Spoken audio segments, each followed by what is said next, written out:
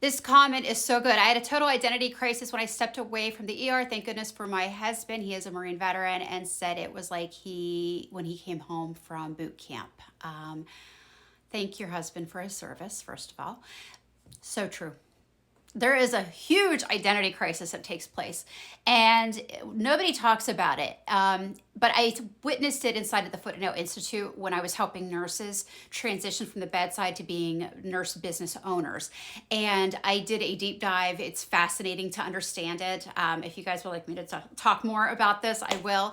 It's fascinating. But one of the things I'll tell you that happens is a lot of times in nursing, we identify so much as our roles as women, especially. We are mothers, daughters, sisters, caregivers. We're the nurturers and we're nurses. And nurses, we wear this as a badge of armor because it is the society standards of what a nurse looks like, what a nurse does, how we behave, all of these types of things. And it's really hard when we start to challenge that by doing something different than what society's perception of what a nurse should be is.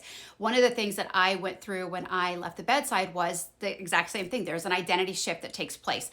It's very hard for people to get over this because what ends up happening is I left the bedside and I started my senior foot care business. It was successful. But when people would ask me, what do you do as a nurse? They were looking for those standard blanket answers. I work at the hospital. I work on this unit. And when I couldn't give that, something I found myself doing was over explaining what it was that I was doing as a senior foot care business owner. I was then explaining to them what it was that I was doing because I was looking for their validation to tell me what I was doing was appropriate and needed. And that's, a good idea. I was looking for that outside validation, which was so not necessary.